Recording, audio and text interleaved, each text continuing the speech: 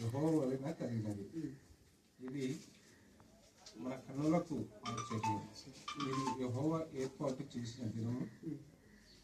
దీని యందు మనము ఉత్సహించి సంతోషించదము. యెహోవా దయచేసి నిన్ను రక్షించు. యెహోవా దయచేసి నన్ను రక్షించుము. యెహోవా దయచేసి అభివృద్ధి కలిగించుము.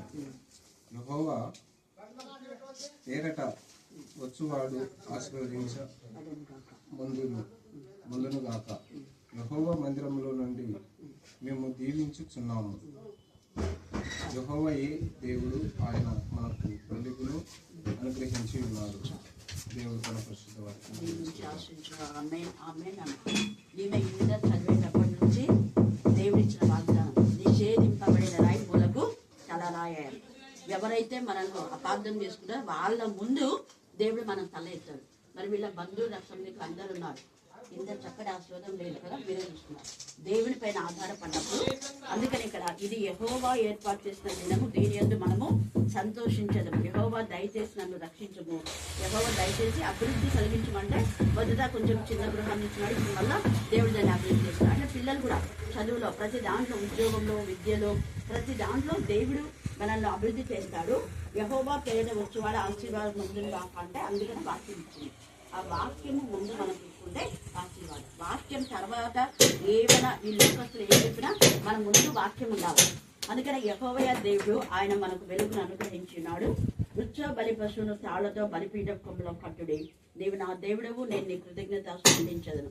నీవు నా దేవుడవు, నిన్ను కనపరిచిన దేవుని కనపరిచిన వాడిని దేవుడు కూడా కనపరుస్తాను. ఇది యెహోవా గుమ్మం. నీతి మంతులు అంటే దేవుని ఎందుకు భయభక్తి గల వాళ్ళు దేవుని ఎందుకు భయం ఉంది కాబట్టి ప్రార్థన చేయండి అక్క అన్నారు. ప్రార్థన చేయండి అనే పదం ఎవరికి వస్తుందంటే దేవుని పైన ఆధారపడిన బిడ్డలకు మాత్రమే. మరి దేవుడు మరి సునందను శామ్యూల్ను బహుగా ఆశీర్వదించి మరి సంఘంలో కూడా బిడ్డను సెక్రటరీగా, అలాగే పిల్లలు కూడా సంఘంలో దేవునికి మహిమకరంగా వాడబడును గాక. ఆమేన్, ఆమేన్, ఆమేన్. ప్రార్థన చేస్తున్నాం. ఇక్కడ వచ్చింది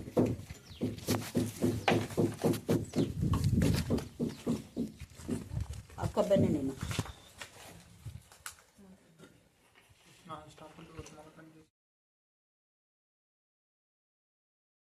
5 వచనాలు చదువుకున్నాను.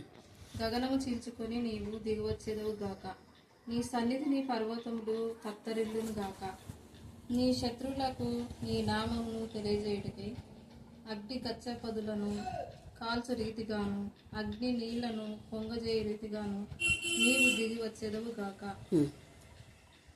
జరుగునని మేము అనుకున్న భయంకరమైన క్రియలు నువ్వు చేయగా అన్యజనులు నీ సన్నిధిని కలవరపడుదురు గాక. చాలు. దేవుడి వాక్య భాగం దీవించి ఆశీర్వదించిన గాక. ఆమేన్, ఆమేన్, ఆమేన్.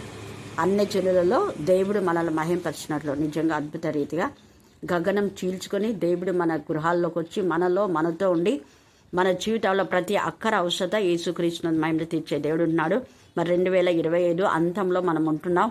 దేవుడు మన కుటుంబాలను తన యొక్క కృపలో, తన ప్రేమలో బంధించి ఆయన కాపుదల కింద ఇంతవరకు ఉంచి మరి అక్కకు పూర్ణ స్వస్థత, అలాగనే విక్టర్ని బట్టి మరి చిన్న గెస్ట్ని బట్టి కూడా దేవుడు ఆశీర్వదించును గాక. ఆమేన్, ఆమేన్.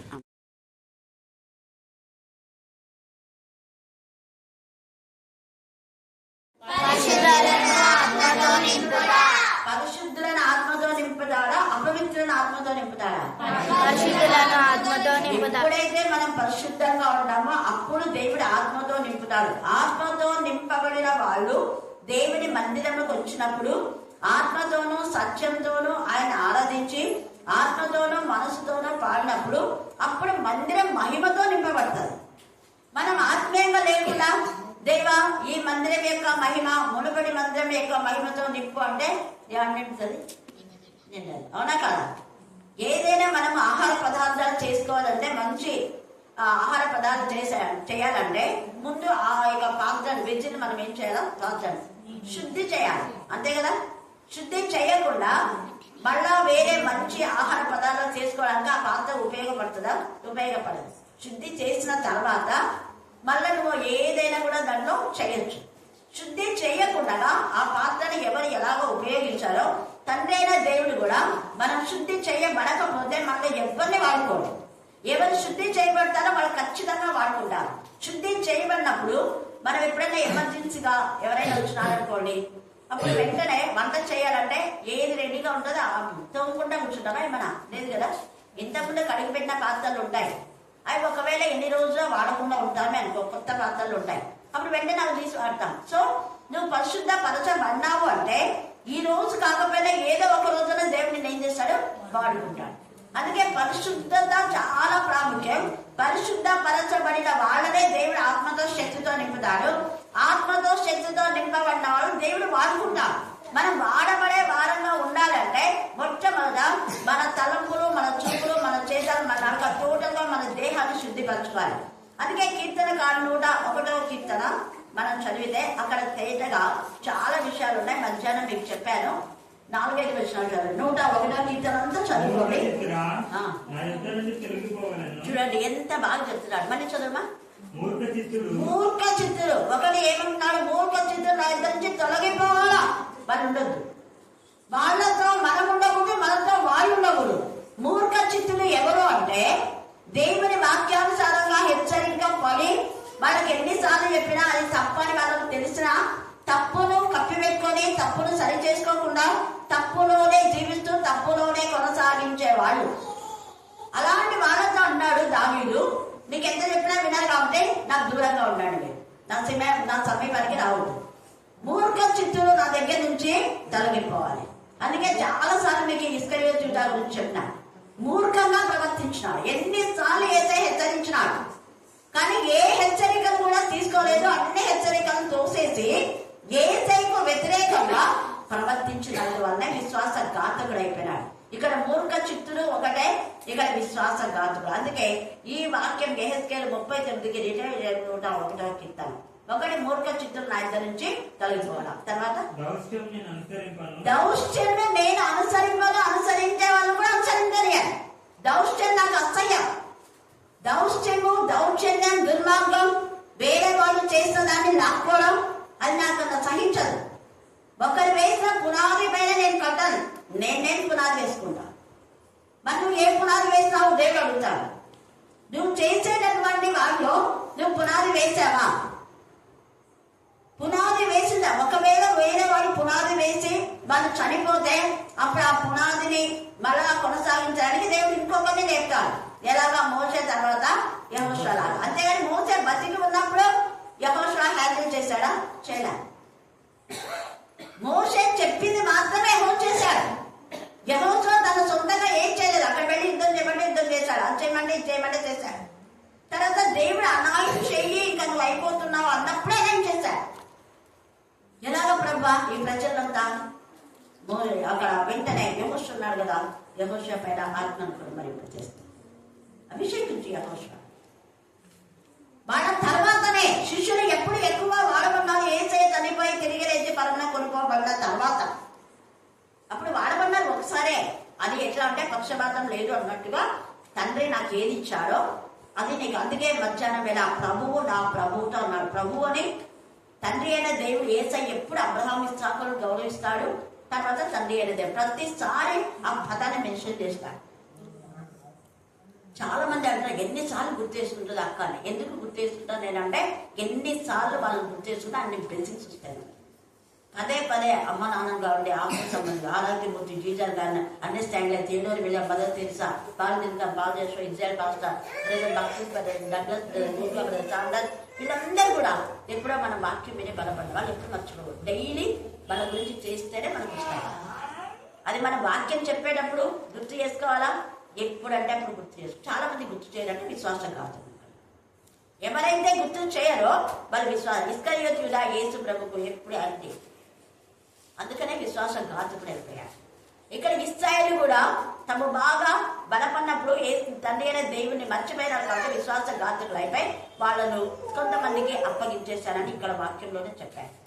దేవుని మరిచినటువంటి జనులు దేవుని పిల్లలు కూడా మరుస్తారు. సేమేలు అంటాడు, దేవా నువ్వేమో నన్ను బాగా అభిషేకించడం, వీళ్ళకంతా కూడా న్యాయం తీర్చమని చెప్పినావు, కానీ ఈ ప్రజలంతా కూడా నన్ను మర్చిపోయినారంటే దేవుడు ఒక మాట అంటాడు, నిన్ను కాదు సేమేలు మర్చిపోయిన వాళ్ళు, నన్ను మర్చినారు. నిన్ను మర్చినారు అంటే నన్ను మర్చినారు, నిన్ను గుర్తిస్తున్నారంటే నన్ను గుర్తిస్తున్నారు, నిన్ను గౌరవిస్తున్నారంటే నన్ను గౌరవిస్తున్నారు. నిన్ను గౌరవించడం లేదంటే ఇన్నర్ మీనింగ్ నన్ను వాళ్ళు గౌరవించడం లేదు. కారణం నేను నిన్ను కదా పంపించాను. దేవుడు పంపిన వ్యక్తులను ఎప్పుడైతే మనం ఆనర్ చేయమో అప్పుడు వాళ్ళు దేవుని కూడా ఆనర్ చేయనట్టే లెక్క. అందుకని ఇక్కడ దావీదు కూడా అంటున్నాడు, మూర్ఖ చిత్తులు తొలగిపోవాలా, దౌష్ట్యమును నేను అనుసరింపాను. తర్వాత చదవండి. తన పొరుగు వారిని చాటున వద్దు, డైరెక్ట్ వేలోనే తన పొరుగు వారిని ప్రేమించడాలన్నా వెనకాల గోధులు తవ్వడం, అది గుంట నక్కల పని. అందుకని ఇక్కడ అంటున్నాడు, నేనైతే డైరెక్ట్ చెప్తాను, మీకు ప్రేమించడానికి చెప్పను అంట.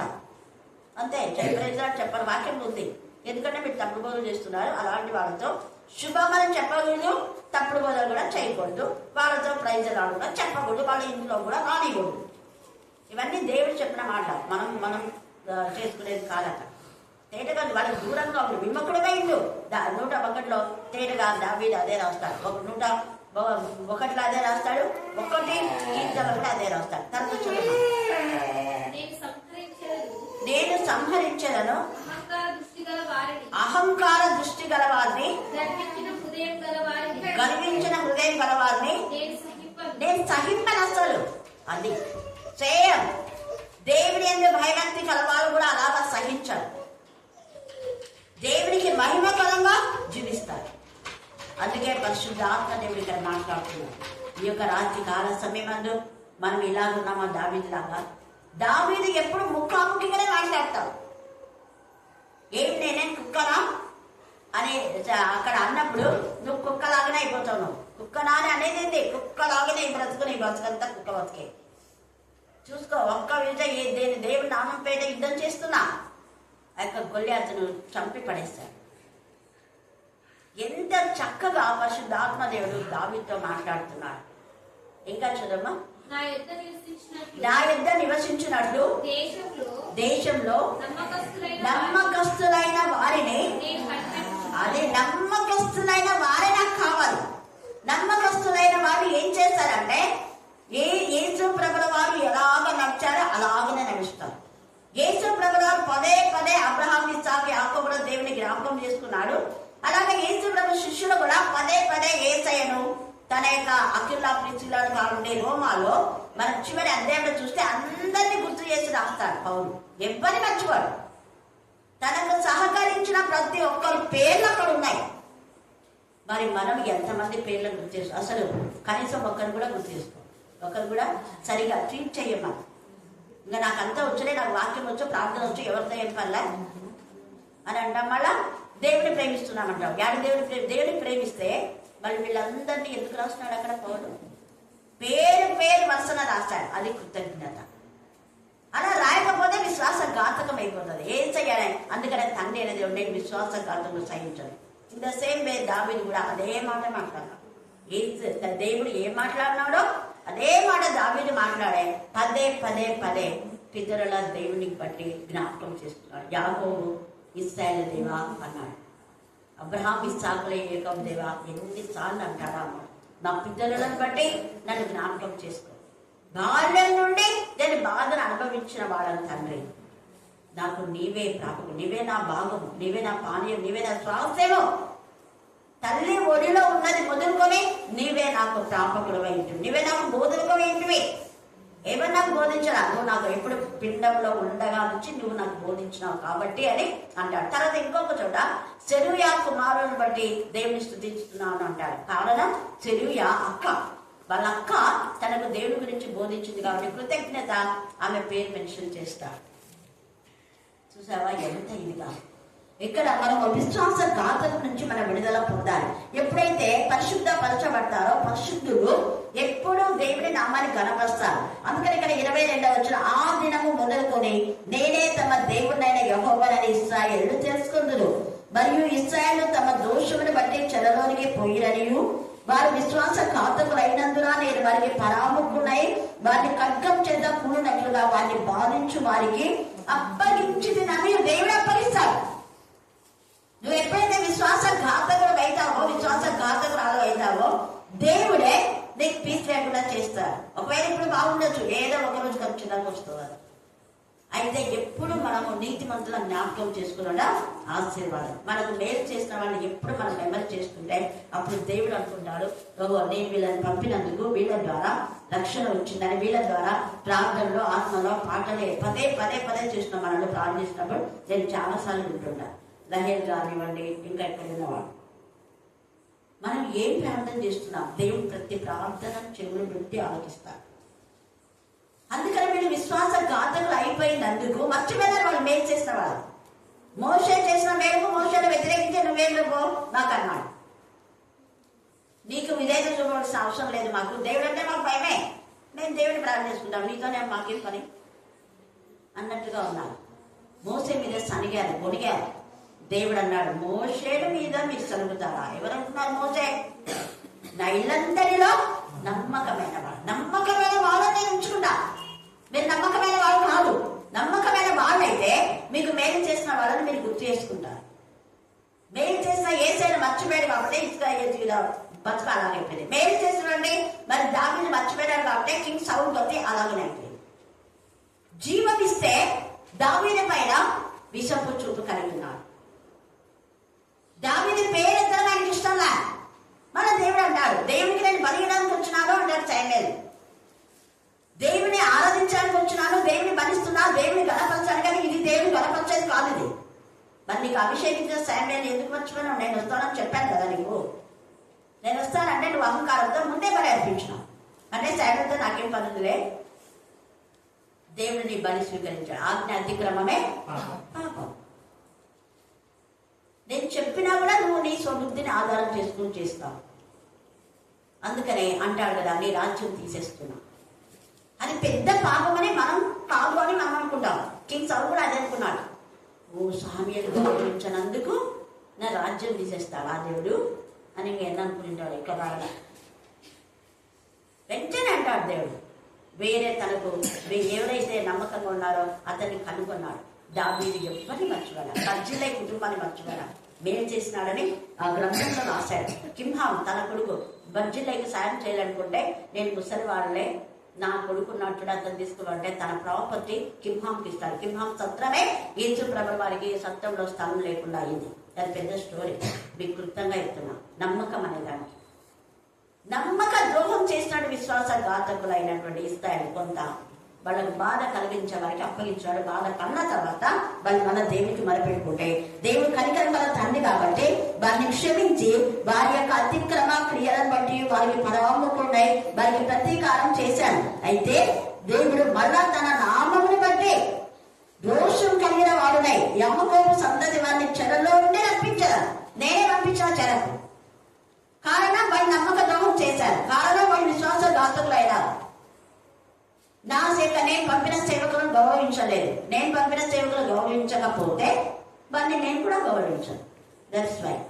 అందుకే వాళ్ళు చేయలేదు. ఎంతమంది పంపించినటువంటి సేవకులు చెప్తే పిల్ల దైవజనుల మాట లెక్క చేయలేదు. వాడు మాకే పెద్ద జ్ఞానం వచ్చలే అనుకున్నాను. అందుకే చెరకు పోయినాడు. చెరకు పోయిన తర్వాత మళ్ళా తప్పుడు ఒప్పుకొని పశ్చాత్తాపడితే మళ్ళీ దేవుడు ఇశ్రాయేలీయుల జాలి పడేదను ఎంత బాగా చెప్తున్నాడు. వాళ్ళు రప్పిస్తా, వాళ్ళ జాలి ఒకటి వాళ్ళని రప్పిస్తాను. చెరలోకి పంపించింది దేవుడే. ఎందుకు పంపినా అంటే వాళ్ళ విశ్వాసఘాతకాన్ని బట్టి దేవుడు పరాత్ముడైపోయాడు, దూరం అయిపోయాడు. వాళ్ళు ఎందుకు దూరం అయిపోయినాడు దేవుడు? వాళ్ళు చేసిన అవివేక పనులకు. ఒక్క గొర్రెను వెతుకుండా యేసయ్య ఎందుకు వెతికి వెళ్ళాలి చెప్పాలి. 99 విడిచిపెట్టి ఒక్క గొర్రె కోసం యేసయ్య వెళ్ళాడు. ఎందుకు? కాదు చెప్పండి.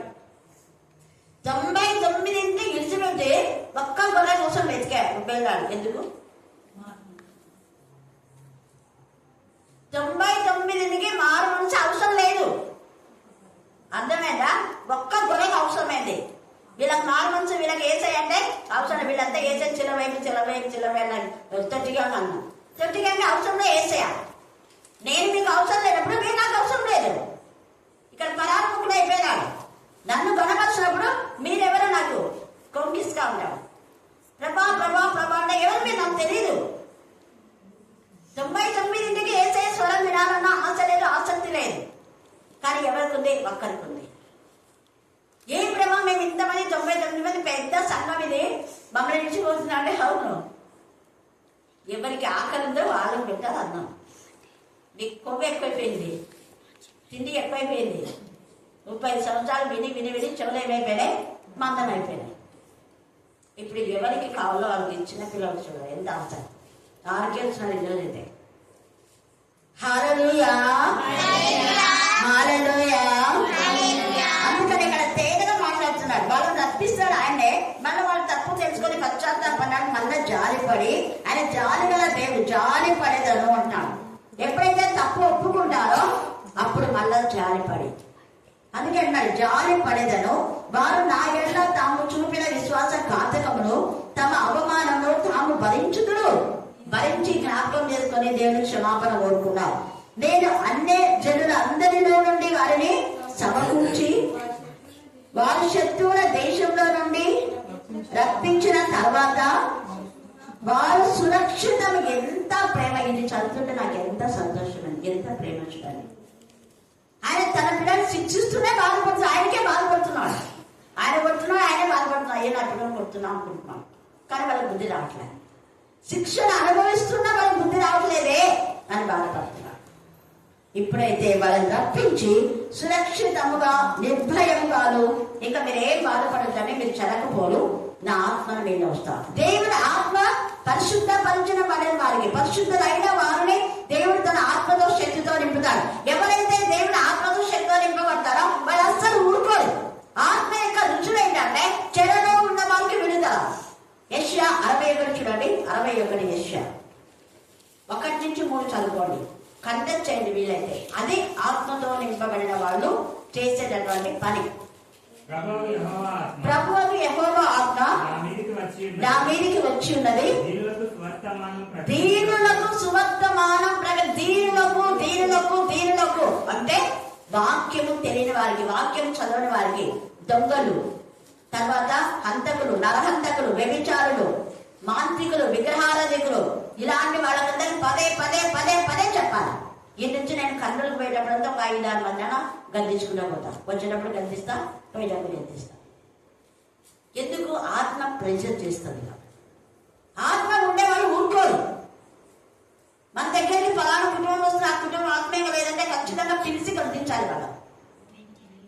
అని ఆత్మ ఉండే వాళ్ళ యొక్క భారము, బాధ్యత. ప్రభువు యెహోవా ఆత్మ నా మీద ఉన్నది కనుక దీనులకు సువర్తమానం ప్రకటించుటకు యెహోవా నన్ను అభిషేకించెను. అది నల్లిగిన హృదయం గలవారిని దృఢపరుస్తున్నారా, ఇంకా నలగొడుతున్నారా?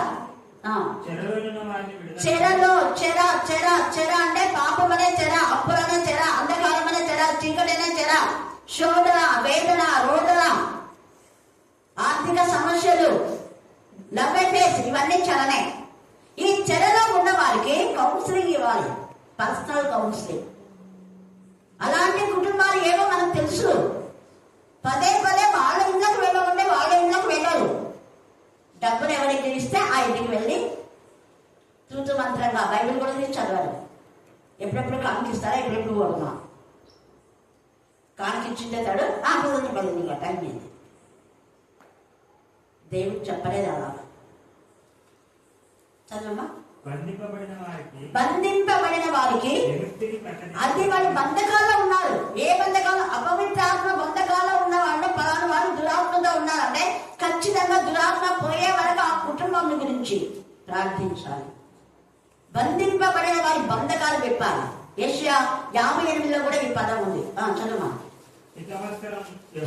యెహోవా హితవచనమును ప్రకటించుటకును, మన దేవుని ప్రతిదండన దినమును ప్రచురించుటకును, దుఃఖాక్రాంతులందరినీ ఓదార్చుటకును, సీయోనులో దుఃఖించు వారికి ఉల్లాస వస్త్రములు ధరింపజేయుటకు, భూమికి ప్రతిగా భూదండను, దుఃఖములకు ప్రతిగా ఆనంద తైలమును, భారభరితమైన ఆత్మకు ప్రతిగా స్తుతి వస్త్రం.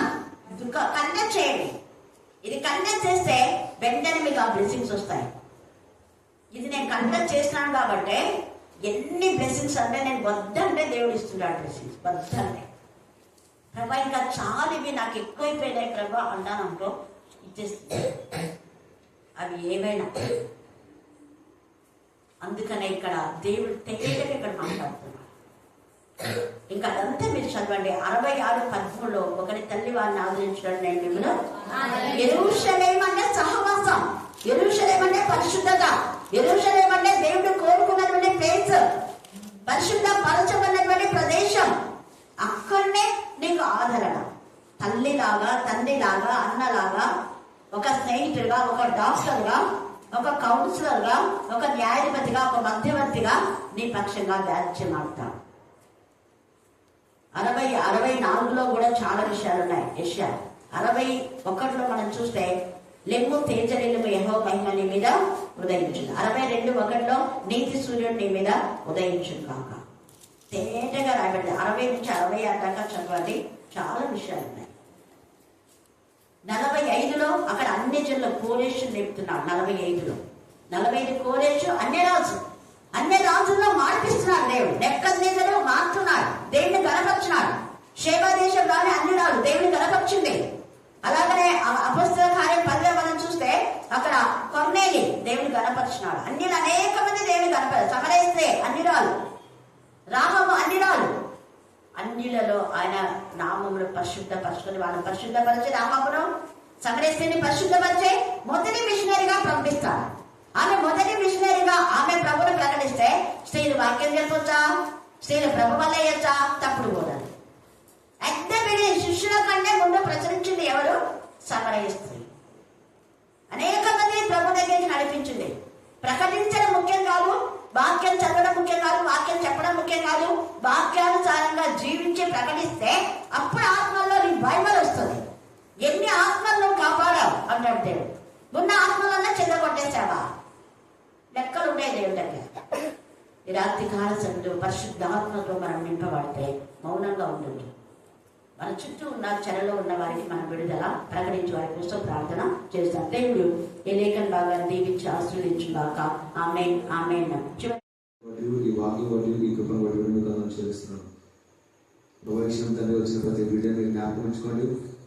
ప్రతి బిడ్డని తండ్రి పేరు పేరున దీవించి ఆశ్రయించండి. వారికి కావాల్సిన ప్రతి అవసరతను మీ చిత్తాసరంగా మీ వాక్యస్థంగా తీసేయండి. వారికి ఏది కావాలో తండ్రి మీకే మొత్తం తెలుసాయా. వారి గురించి మీరు ఈ లోకంలో ఎవరు